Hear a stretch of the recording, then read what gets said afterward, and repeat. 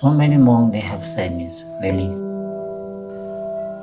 I'm born alone, I die alone, I'm in jail alone. The sad monk.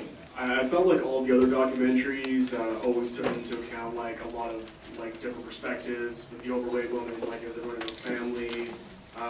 Like the last one showed like the perspectives of the tourists and the locals. But for the sad monk, it was just from his perspective. I guess it's to make it feel lonely or like kind of bring us into his world of loneliness. But I still would have liked more perspectives. It does go into the world of the monk and this world that is supposed to be so inclusive and thinking and on their own perspective, and to get his take and only his take is definitely like the way they're seeing like that particular world. I found it very interesting because the juxtaposition of his self-revelation after years of discipline, he's like exposed, his whole world explodes.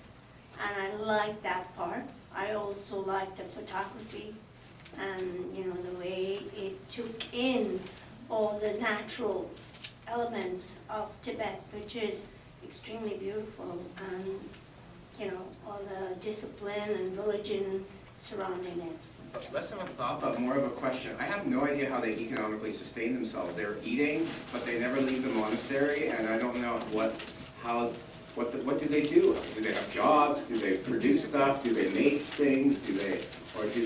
Who supports them? Who feeds them? I don't get it. Yeah, they don't really go into that part. I'm sure different monasteries have different means of sustaining themselves, but they don't really go into that part. For sure, interesting point.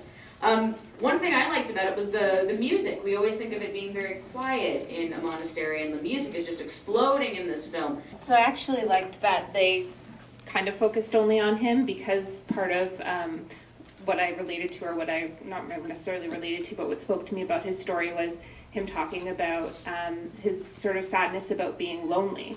And he talks about having people around him and that noise around him, and there's people around him in the documentary clearly, and he talks about having like a familial love with these people, but he talks about sex a little bit, he talks about enjoying things by himself, kind of doing a lot on his own, and I just thought it was a very human and relatable thing to just think of somebody who's just a guy who's never going to know that kind of intimacy and that kind of relationship. So to me, it just made it feel very relatable, even though it's something that I can't really relate to at all. Yeah, for sure, you have this sense of being lonely in a crowded room. I found myself thinking about Wim Wenders and the angel that was so curious about living life on earth and had to make this choice between clean, pure immortality in the sky and coming to live on earth and getting dirty, but really getting to explore what life's all about. My problem is I cannot follow these rules. I thought that it was interesting when he made the statement about I used to want to be a good person and now I'm not sure anymore. I thought that was an interesting perspective on society, as though the only time you can be good is to be as sacrificial as a monk. I thought that was a bit sad of a statement, and I think I would have been more lured into his story if I understood more about how he had to live as a monk, which I don't think that they painted a very good picture of. Yeah, it does. It makes you ask a lot of questions. Like, where did he come from? How did he decide this life? What was calling him to originally, and what changed? Think about the sustenance. I think part of the Buddhism is that they go begging. So they go begging from people, and they get all the food and everything, and they get donations. So that's how they sustain themselves.